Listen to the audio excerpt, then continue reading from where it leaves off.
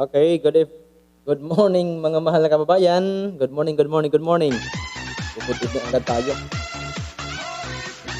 So ngayon, pang gagawin po natin ng reaction ay itong si Dalawang Marcos na nag-anuhan na sila, naglalabanan na. Tingnan natin kung ano ito. Itong si Mayor Michael Marcos, Keon versus Congressman Sandro Marcos. Bakit kaya? Bakit kaya? Ano kaya ang nangyari? Bakit yung kanyang inaanak ay parang nag-aanuhan na sila eh? Parang may something na nangyayari. Eh, para mas maganda, ay panuorin natin ang paliwanag nitong si Michael Marcos Keon. Okay? Panuorin natin mga mahal na kababayan. Para kasing may parang ang naririnig natin, siya, may kinalaman siya doon sa alternate road na gagawin sana na ang may involved itong si Michael Marcos at saka si Sandro Marcos. Iwan natin kung ano ang nangyari. Bakit tingnan natin, panuorin natin lang para mas maganda. Why, when we gave it before, and it's been such a long time, the issue of questioning that never came up. I repeat, it's never been talked about. For 8 months, we thought that they forgot about it. And we didn't push it for certain reasons. I just didn't bother. Then suddenly, bigla, the congressman says that. So, syempre, I was hurt. And I'm very sorry to say this, that the manner in which my kaanakan, the congressman, said it, was really not correct. Okay? Sorry, May yung sinabi ni Congressman Sandro Marcos, hindi tama, sabi nitong si Michael Marcos. Dahil kaanak yan eh, di ba?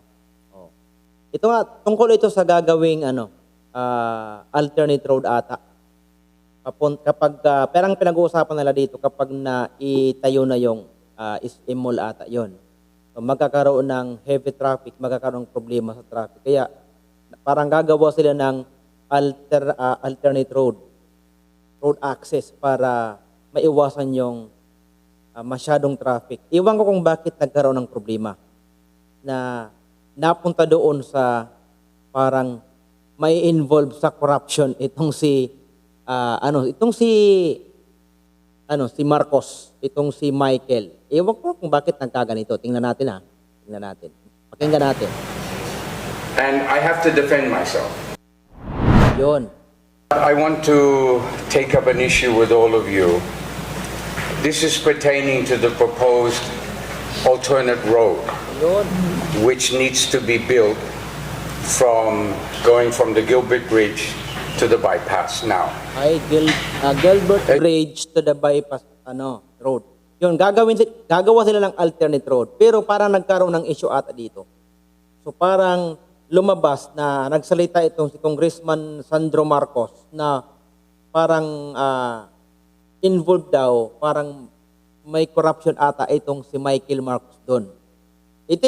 Mas maganda, pakinggan natin Kaya magpapaliwanag itong si Mayor Michael Marcos. As you all know, my kaanakan, Congressman Sandro Marcos, brought up the issue of the alternate road. Okay. But he did so in a way that was derogatory to me. Okay. Me to explain the issues surrounding the proposed alternative road. Now, please be aware that during the fiesta, the Pamlilawan fiesta, during the Grand Parade on February 8th, when Sandro Marcos came and sat with me in order to watch the Grand Parade, he later asked me to go with him to Ladrilos, which is a restaurant in San Nicolas, because he was meeting there with all of the mayors of the first district. So I went there and I actually sat next to him. And he was asking all the various LGUs about issues, about what they need. And of course, he came to Lawag and he asked me, and I said, Apo Congressman, with the eventual building of the SM Mall and the eventual operation of the SM Mall, Lawag City will have a very, very big problem with traffic. Okay, I already relayed that to the congressman. And the congressman listened. And he said, so what's your plans? And I said, well, there's a plan to build an alternative road. And then he later said, okay, why don't you talk to Ryan Remigio? Why don't you explain that to Ryan Remigio? So I was sitting at the table with him and all the mayors. So I left the table and I went to another table and I sat down with Ryan. And so I explained to Ryan about the need for Lawag City to create an access road to SM because of the fact that once SM opens, we will have a very big problem with traffic. So he said, yes, you're correct. Please prepare a letter explaining your desire to create an alternative road. So this is what we did. So on February 22, we sent a letter, and it's here. We sent a letter to Secretary Bunwan explaining the need to create an alternate road. Then, the day before, February 21, we also copy furnished the 1st District Office. We also gave a copy of this letter to the 1st District Office, okay? So in it, we explained that there was a need to create an alternate road beginning at the bottom of the Gilbert Bridge. So in other words, as you go down the Gilbert Bridge and you go towards the airport road, that there would already be a small bridge that would connect going down directly to SM. And that road would continue all the way to the bypass, okay? Now, the reason why the amounts as large as this came about, please understand that we had a meeting with SM. When SM came to us to already begin to explain all that they were going to do in the building of SM, we had a meeting with the SM officials, with their engineers, and of course, the city engineer was also present, Engineer Marichel.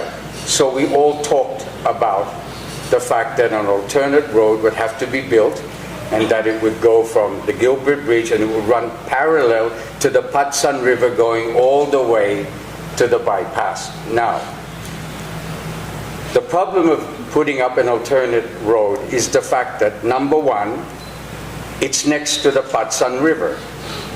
So you'd have to build the dike. You'd have to build the dike for as long as it runs parallel to the Patsan River, okay? Then there's private property that you will have to buy. Okay, there's private property, okay? Plus there are other aspects of this, and that's why the figure ballooned to 1 billion, more or less. But this was 1 billion. This was a general figure. Okay, please understand that no program of work has ever been prepared.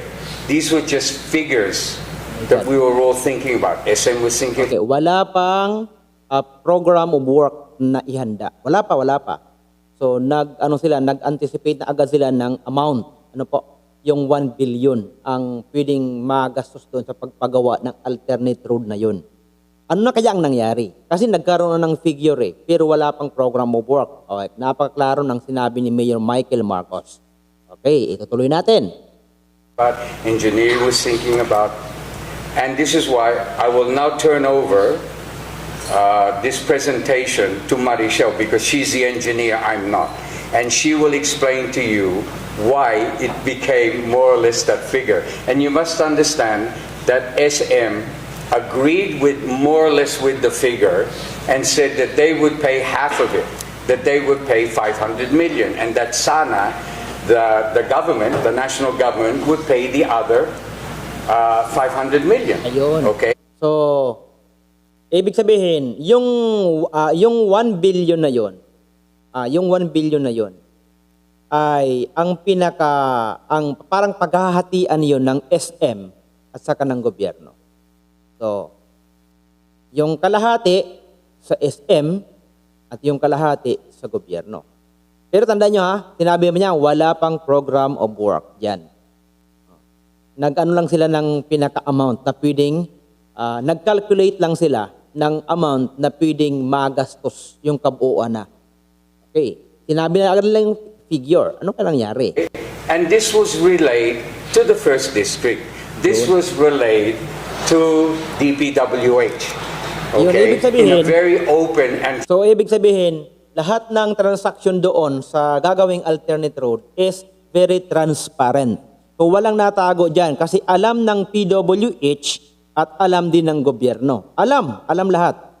Alam din ng mga engineers, ng may-ari ng what will be the yung SM na itatayo.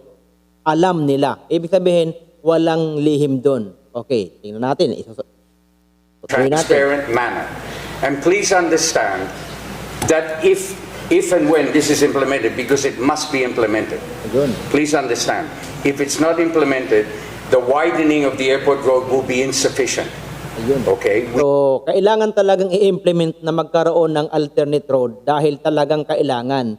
Dahil nga, kapag naitayo na yung mall, yung SM na yon, mamomroblema sila sa traffic. Kaya gagawa sila ng alternate road para mapagaan nila yung traffic. So, yun ang gagawin. Kaso nga, nasabi kayo, nabanggit kanina, may dadaanan silang private property doon na yun ay babayaran din nila. Ano kaya ang mangyayari? Sige, tingnan natin bakit nagkaroon ng problema. We need and we must have an alternate road. Okay? Now, what's funny is that we talked about this with the first district and with the congressman February 8th. Guys, Why did the congressman suddenly bring up this issue 8 months later, bigla, and in such a manner as to cast aspersion on me ayun. and to parang give the impression that I'm being corrupt? Ayun. We would never handle this project. This project would be handled by DPWH and by SM and maybe the first district. Ayun. Hindi pala sina Mayor Michael Marcos ang maghahawak doon. Yung SM, yung First District at yung DPWH. Sila yung mag-handle ng project na yan. Pero ang mga congressman nagsabi na agad na parang ibinabato sa kanya yung corruption na nangyayari. Sige, kaya nga nakakagulo tingnan natin. We would never have anything to do with this project financially. Nor do we want to have anything to do with this project financially. This is something to be handled by DPWH and SM. Gobyerno pa rin. Okay? That's it. It's as simple as Partnership that. ng SM. That's why when the congressman made aspersions like that, personally I was shocked. Why, when we gave it before, and it's been such a long time, the issue of questioning that never came up. Ayun. Ibig sabihin, walang nang gagawan pa lang yun, nang nagpaplano pa lang, naggumawa ng letter, nagagawa sila ng ganon. Walang problema. Walang problemang nangyari. Pero, nung naano na yung figure, bakit daw biglang lumabas yung mga katanungan na para bagang may pagdududa. May pagdududa na may corruption na mangyayari. Na ang ang pinagbubuntunan nila itong si Michael Marcos. Ay, tingnan natin, tutuloy natin. It's never been talked about for 8 months. We thought that they forgot about it. And we didn't push it for certain reasons. I just didn't bother. Then suddenly, bigla, the congressman says that. So, syempre, I was hurt that he said it in that manner. This is why I need to talk to you about this Clarify. in order to set the record straight. Ayun. That we had no desire to get involved in a project like that. We were only trying to implement a project that would benefit Al-Qailian here in Lawag, because the opening of SM is going to cause horrendous traffic, Yun. and we must have an alternate road. It's as simple as that. Nothing more, nothing less. This is Balik. So, yun nga, napansin nyo mga mahal na kababayan. Yun ang yun ang mensahe nitong si Mayor Michael Marcos. Diba?